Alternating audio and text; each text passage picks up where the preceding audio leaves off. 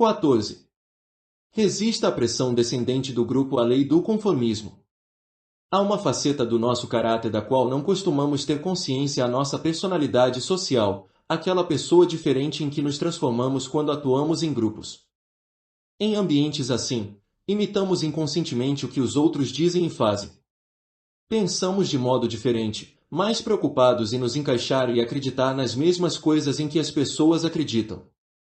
Sentimos emoções diferentes, contagiados pelos ânimos do grupo. Somos mais propensos a assumir riscos, a agir de maneira irracional, pois todos o fazem. Essa personalidade social pode vir a dominar quem somos.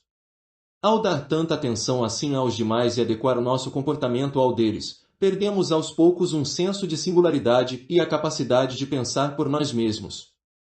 A única solução é desenvolver a autoconsciência e um entendimento superior das mudanças que podem nos ocorrer quando estamos dentro de grupos.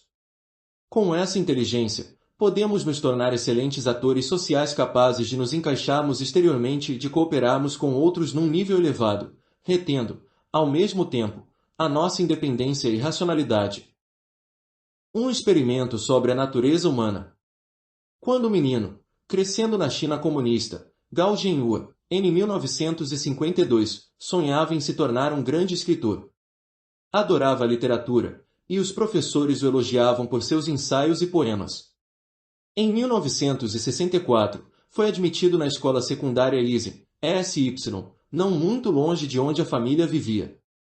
Situada na cidade de Yizhen, a muitas centenas de quilômetros ao norte de Pequim, a SY era rotulada como uma escola-chave. Mais de 90% dos seus alunos seguiam para a faculdade.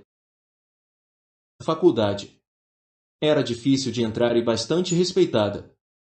Na SY, Zhenhua era um menino quieto e estudioso, tinha a ambição de se formar em 6 anos e com notas máximas, boas o bastante para conquistar uma vaga na Universidade de Pequim, de onde lançaria a carreira literária com que sonhava.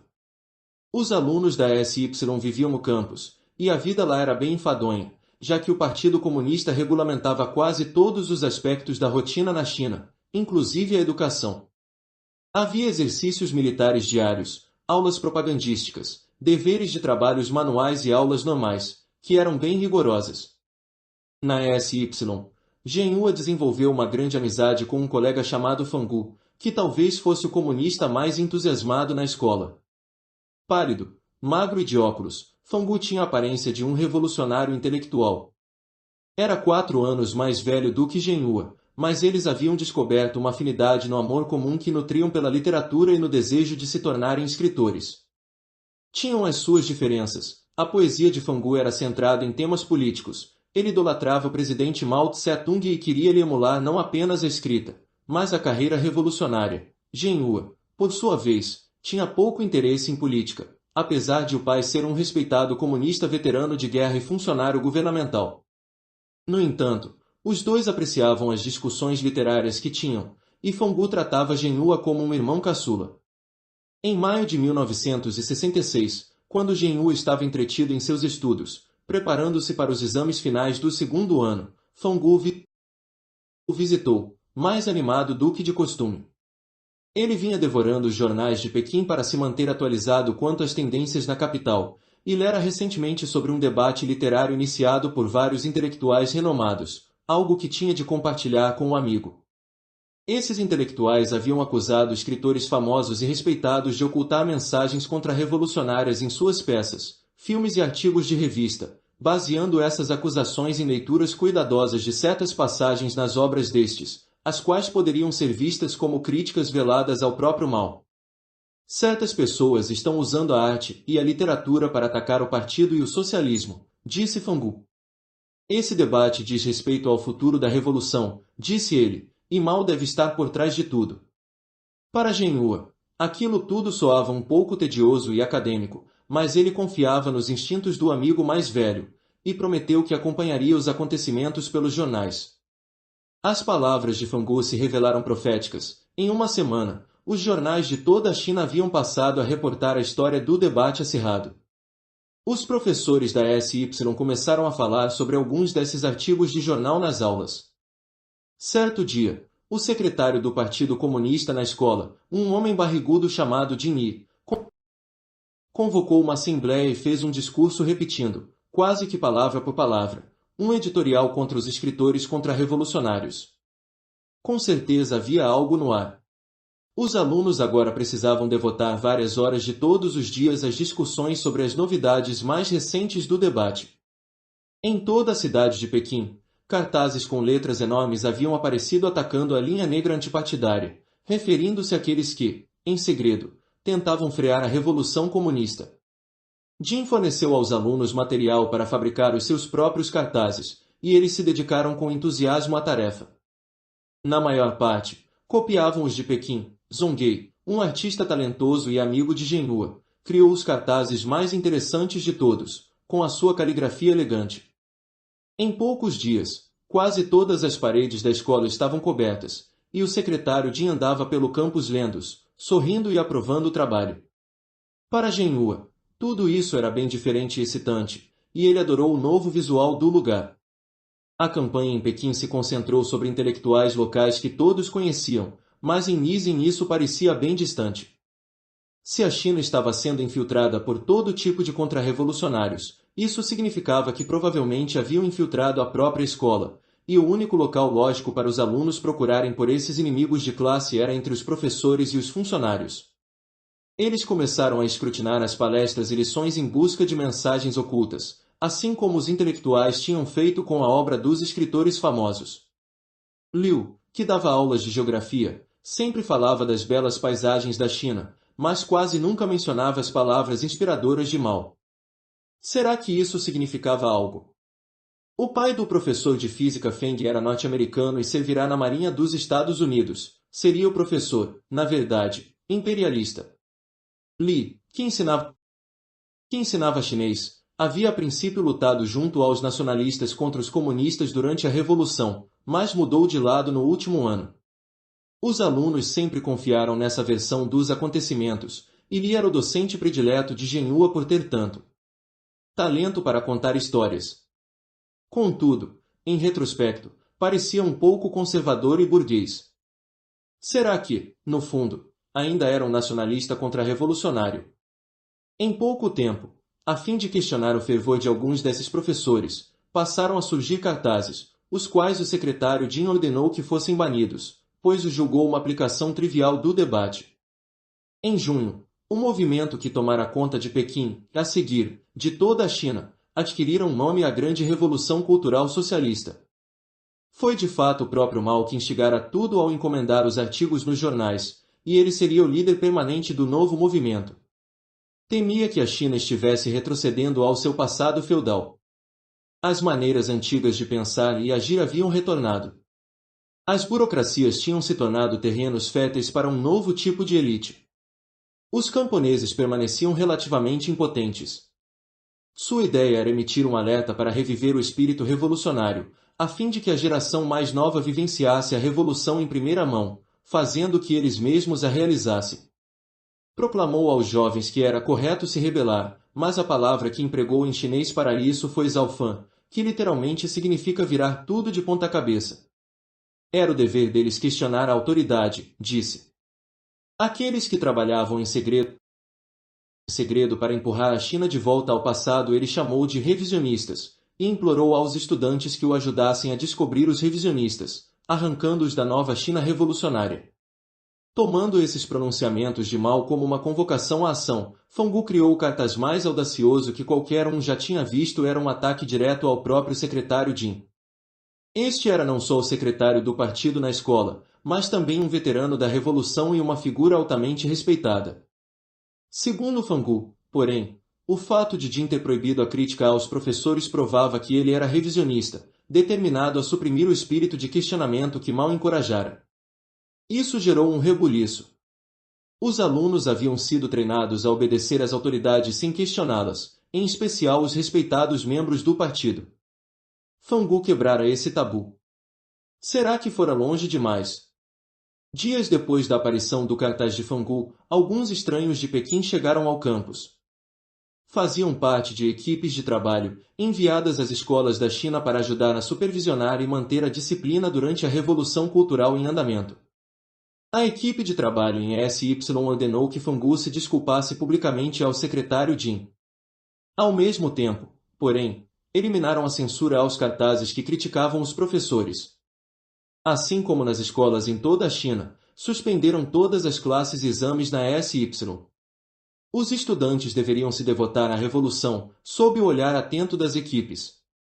Sentindo-se repentinamente livres da opressão do passado e de todos os hábitos de obediência que lhes haviam sido inculcados, os alunos da SY começaram a atacar de forma descarada aqueles professores que demonstraram menos zelo revolucionário ou que foram pouco gentis com eles. Genhua se sentiu compelido a participar da campanha, mas isso era difícil e ele gostava de quase todos os professores. Contudo, não queria dar a impressão de ser revisionista. Além disso, respeitava a sabedoria e a autoridade de Mao. Decidiu criar um cartaz atacando a professora Wen, que o havia criticado certa vez por não se interessar o suficiente por política, o que o incomodara na época. Ele compôs a crítica da maneira mais gentil possível. Outros deram continuidade à iniciativa e foram mais além com os ataques contra Wen, e Genhua se sentiu culpado. A fim de satisfazer a raiva crescente dos estudantes, professores confessaram alguns pecadilhos revolucionários, mas isso fez os alunos pensarem que havia ainda mais escondido. Mais pressão precisava ser aplicada para que revelassem a verdade, e um aluno apelidado de Pequeno Bavan, Bavan significa inspetor, numa referência ao gosto dele por dar ordens, teve uma ideia de como fazer isso.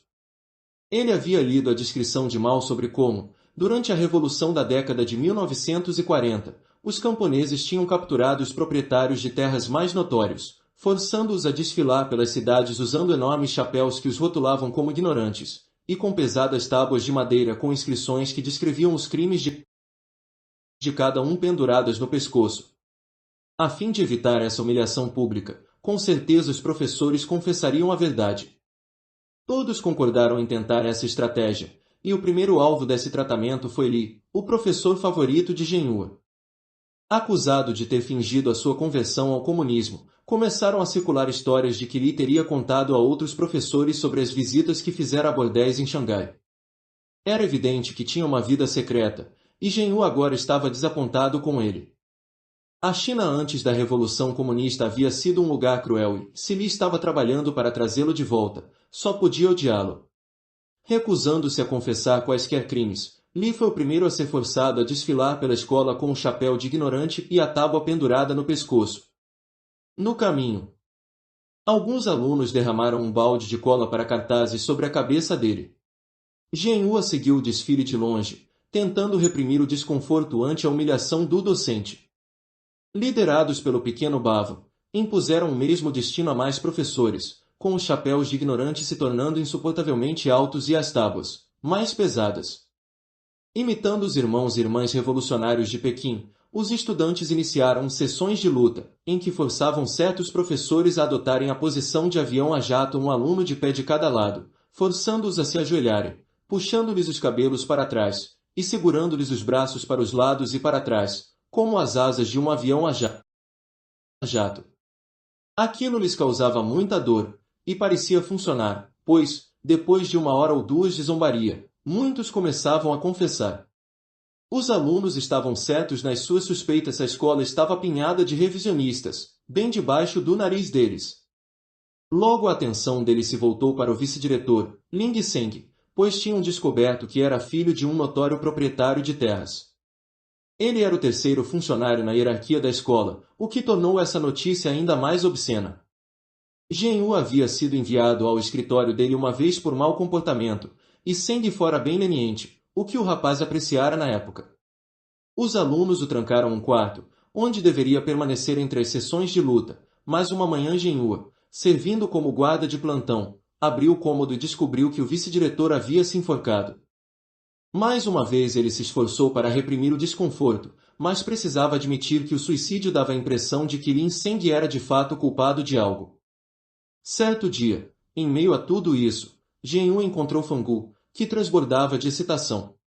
Desde o pedido público forçado de desculpas pelo cartaz atacando Jin, ele tentava passar despercebido.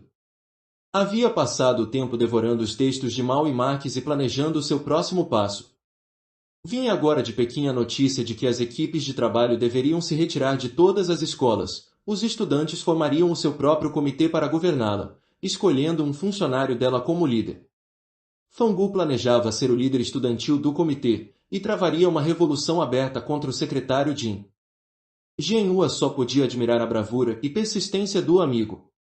Por meio do pequeno bavo, que forçava cada vez mais confissões dos professores, Fangu descobriu que o secretário Jin havia tido casos amorosos com pelo menos 2 professoras, o que revelava sua hipocrisia audaciosa. Ele era um que sempre esbravejava contra a decadência ocidental e advertia os estudantes de Yizhen a manterem distância uns dos outros. Bavo e Fangu lhe saquearam o escritório e descobriram que ele acumulava cupons de comida e possuía um rádio sofisticado e garrafas de bom vinho, tudo escondido. Agora os cartazes atacando Jin enchiam as paredes. Até Genhua se sentiu indignado com o comportamento do secretário. Logo, Jin Yi foi forçado a desfilar pela escola, e depois pela cidade de Yizhen, com um tambor bem pesado amarrado ao pescoço e um gigantesco chapéu de ignorante na cabeça, decorado com desenhos de monstros. Enquanto batia no tambor com uma mão e segurava o chapéu com a outra, precisava cantar: "Eu sou Jin Yi, boi demoníaco e espírito de cobra." Os cidadãos de Yizhen, que conheciam o secretário Jin, observaram boquiabertos o espetáculo. O mundo de fato virara de ponta cabeça. Pelo meio do verão, a maioria dos professores havia fugido. Quando chegou a hora de formar o comitê que governaria a escola, apenas uns poucos permaneciam para lhe servir como presidente.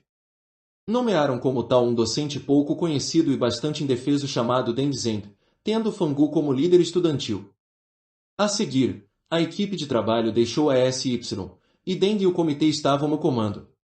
À medida que os alunos deram prosseguimento à revolução, Genhua se sentia cada vez mais entusiasmado.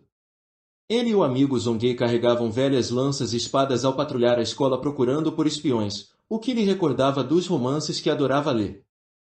Marchavam em colunas até a cidade, agitando enormes bandeiras vermelhas, carregando grandes cartazes do presidente Mao e cópias do seu livrinho vermelho, entoando palavras de ordem, batendo tambores e pratos. Era tudo tão dramático que lhes dava a sensação de estarem de fato participando de uma revolução. Certo dia, marcharam por Yizhen arrancando os letreiros de lojas e placas de ruas que fossem vestígios da China pré-revolucionária. Mao teria orgulho deles. Em Pequim, alguns estudantes haviam formado grupos para apoiar e defender Mao na sua revolução cultural. Atendiam pelo nome de Guarda Vermelha e usavam braçadeiras em vermelho vivo. Mao aprovou essa iniciativa, e agora unidades da Guarda Vermelha começavam a surgir nas escolas e universidades em todo o país, sendo admitidos nesta apenas os revolucionários mais puros e fervorosos. A competição para se juntar ao grupo era feroz. Graças ao passado ilustre do pai, Genhua se tornou membro, deleitando-se com os olhares de admiração dos colegas estudantes e dos cidadãos locais, que notavam a braçadeira vermelha que ele nunca tirava. Houve um pequeno problema, porém, em meio a esses acontecimentos excitantes, numa visita ao lar para ver a família, na cidade próxima de Linzi, Genhua soube que estudantes locais acusaram o pai dele de ser revisionista e de se importar mais com a economia e o cultivo da fazenda do que com a revolução. Fizeram-no ser dispensado da sua posição no governo. Ele teve que passar por diversas sessões de luta na posição de avião a jato, a família estava em desgraça. Embora Genhua amasse e admirasse o pai e se preocupasse com ele, não conseguia deixar de temer que, se a notícia daquela desgraça chegasse à escola, perderia a braçadeira vermelha e seria marginalizado. Ele teria de tomar cuidado ao falar sobre a família. Ao voltar para a escola muitas semanas mais tarde, notou algumas mudanças radicais por lá. Fangu consolidara o poder e formaram um novo grupo chamado Tropa ao Leste é Vermelho. Ele e o seu time haviam expulsado o presidente Deng e estavam agora no comando da escola. Fundaram o seu próprio jornal, chamado Notícias do Campo de Batalha, para promover e defender as próprias ações. Genhua também soube que outro professor morrera sob circunstâncias suspeitas. Certo dia, Fangu visitou Genhua e o convidou para ser um dos repórteres principais do Notícias do Campo de Batalha. O amigo lhe parecia diferente, havia ganhado peso, não estava tão pálido e tentava deixar a barba crescer. Aquela era uma oferta tentadora, mas algo fez Genhua recusar, e Fangu não gostou disso, embora tentasse disfarçar a irritação com um sorriso forçado. Fangu estava começando a assustar Genhua. Os alunos agora se juntavam em massa à tropa ao leste é vermelho, mas em poucas semanas um grupo rival, que se denominava os Rebeldes Vermelhos, emergiu no campus. Seu líder era Menchi, um aluno cujos pais eram camponeses e que defendia uma revolução mais tolerante, baseada na razão, e não na violência, o que compreendia como uma forma mais pura de maoísmo. Ele conquistou afiliados, inclusive o irmão mais velho de Genhua, Weihua, que era aluno da SY.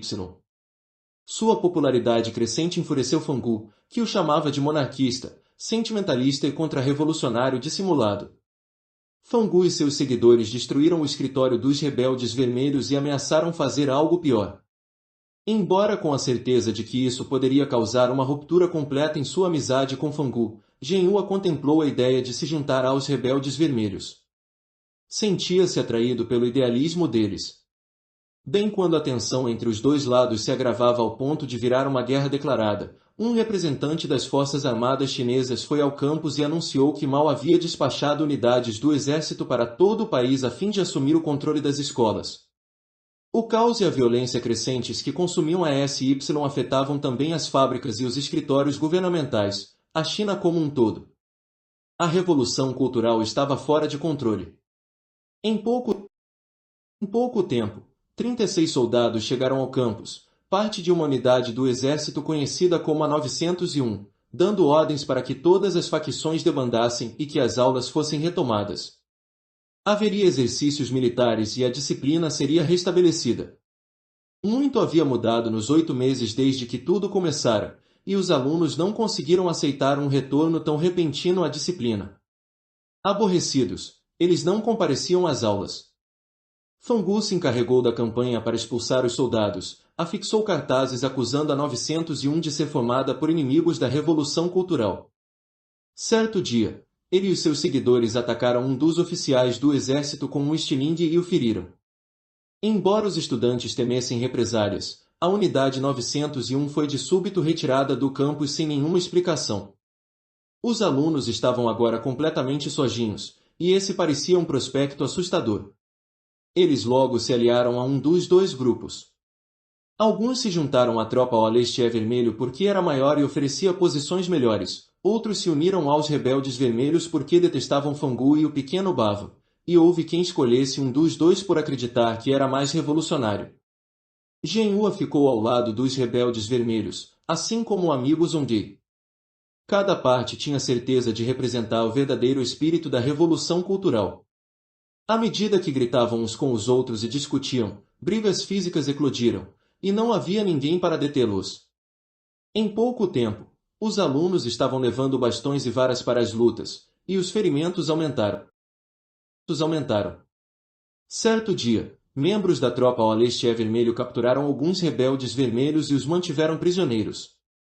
Os companheiros destes não conseguiram descobrir nada sobre o destino deles. Em meio a esse momento de tensão, os rebeldes vermelhos descobriram que um dos seus membros, uma aluna chamada Yula, era na verdade espiã para o lado adversário. Furiosos com essas táticas, eles a amarraram e começaram a bater nela, a fim de saber se havia mais espiões. Para o horror de Genhua, que considerou isso uma traição dos ideais do grupo, espancaram-na e a feriram, mas ela não revelou nada. Pouco tempo depois, Yula foi trocada pelos prisioneiros mantidos pela tropa ao leste é vermelho, mas agora a antipatia entre os dois lados alcançara um ponto de ruptura. Semanas mais tarde, a tropa ao leste é vermelho deixou em massa a escola e estabeleceu o seu quartel-general num prédio que haviam tomado na cidade. Menchi decidiu formar um time de guerrilheiros que operaria em Izen à noite para vigiar a tropa e realizar alguns trabalhos de sabotagem. Genhua foi designado ao time como repórter. Era um trabalho excitante. Ao encontrar o inimigo, as batalhas com estilingues irrompiam, até que as tropas capturaram um dos guerrilheiros rebeldes, chamado Epe. Alguns dias depois, ele foi encontrado morto num hospital. As tropas o haviam levado para um passeio de jipe pelo deserto, com uma meia na boca, e ele sufocou no caminho. Agora até mesmo Menshi estava farto, e jurou vingança por aquele ato horrível. Genhua só poderia concordar com ele. À medida que os conflitos se espalhavam, os cidadãos fugiam e prédios inteiros eram abandonados, e saqueadores os vasculhavam à procura de bens. Os rebeldes vermelhos logo partiram para a ofensiva. Trabalhando com artesãos locais, fabricaram espadas e lanças da melhor qualidade. As fatalidades aumentaram. Por fim, os rebeldes cercaram a fortaleza da tropa na cidade e prepararam um ataque final. A tropa fugiu, deixando para trás um pequeno bando de alunos soldados no prédio. Os rebeldes exigiram que estes se rendessem, e de repente, de uma janela do terceiro andar, a jovem Yulon gritou: "Prefiro morrer a me render a vocês." Com a bandeira vermelha da tropa na mão, ela gritou: "Longa vida ao presidente Mao", e pulou. Genhu encontrou o corpo sem vida dela no chão, embrulhado na bandeira. A devoção da garota à causa o assombrou e impressionou. Agora no controle, os rebeldes vermelhos estabeleceram o seu quartel-general na escola e prepararam as defesas para uma contraofensiva da tropa. Construíram uma fábrica de munições temporária no campus. Alguns alunos haviam aprendido a fazer granadas e vários dispositivos explosivos poderosos. Uma explosão acidental matou muitos deles, mas o trabalho prosseguiu. Zongei, o artista, estava farto. De algum modo, as origens nobres dos rebeldes vermelhos tinham se perdido, e ele temia a expansão da violência. Fugiu de Lizen para sempre. Genhua perdeu o respeito pelo amigo. Como Zongei pôde esquecer aqueles que se feriram ou morreram pela causa? A causa. Desistir agora seria dizer que tudo fora em vão. Não seria covarde como o amigo. Além disso, a tropa ao leste vermelho era simplesmente maligna e capaz de fazer qualquer coisa para tomar o poder. Eles haviam traído a revolução. Enquanto a vida na escola se estabilizava e os rebeldes vermelhos construíam as suas defesas, Genhua visitou a família, a quem não via fazia algum tempo. Quando voltou à escola certa noite, porém, não conseguiu acreditar nos próprios olhos. Os rebeldes vermelhos tinham desaparecido. A bandeira do grupo não tremulava mais sobre a escola. Por todos os cantos havia soldados armados. Finalmente, ele encontrou alguns camaradas se escondendo num prédio da escola, e estes lhe contaram o que acontecerá. Mao estava reafirmando a sua autoridade de uma vez por todas, escolhia lados em vários conflitos locais para ajudar a criar alguma ordem, e os soldados no condado nomearam a tropa ao leste vermelho como o grupo mais legitimamente revolucionário. As repercussões disso seriam medonhas. Genhu e vários outros camaradas decidiram tentar escapar e se reagrupar nas montanhas, para onde Menshi parecia ter fugido, mas havia um bloqueio cercando todo o condado e eles foram forçados a retornar à escola, que se tornará mais uma prisão, supervisionada pela tropa ao leste vermelho. Agora os rebeldes só poderiam esperar o pior. Para a tropa, eles eram um bando de contra-revolucionários que lhes haviam espancado e matado os camaradas. Então, certo dia, quando os rebeldes vermelhos no campus foram agrupados numa sala, os líderes da tropa, inclusive Fangu e o pequeno Bava, entraram com granadas presas aos cintos. Fangu segurava uma lista de todos os que deveriam ser retirados da sala, nitidamente para algum propósito nefasto. Fangu se mostrou amistoso com Genhua e lhe disse que não era tarde para mudar de lado, mas Genhua não o via mais sob a mesma luz. A amabilidade de Fangu o fez parecer ainda mais sinistro. Naquela noite, eles escutaram de um prédio próximo os berros dos camaradas cujos nomes constavam da lista. Depois, chegaram-lhes a notícia de que membros da tropa haviam capturado Menshi, espancando-o e levando-o de volta à escola, onde também estava preso. A sala vizinha a qual Genhua e os amigos dormiam agora, eles observaram, teve as janelas tapadas com cobertores pelo pequeno Bava e a sua equipe. Estavam transformando o aposento numa câmara de tortura. Logo notaram ex-membros do grupo dos rebeldes vermelhos mancando pelo campus, com medo de falar com qualquer um. Então foi a vez de Genhua de ser levado para outra sala. Foi vendado e amarrado a uma cadeira na posição mais desconfortável. Queriam que ele assinasse uma declaração de retratação e, quando ele hesitou, começaram a bater nele com a perna de uma cadeira. Genhua gritou: "Vocês não podem fazer isso comigo. Somos colegas de escola." Somos irmãos de classe. O pequeno Bava não aceitaria isso. Genhua precisava confessar os crimes que havia cometido, a parte que desempenhara nas várias batalhas na cidade, e listar os nomes de outros rebeldes vermelhos escondidos em algum lugar do campus.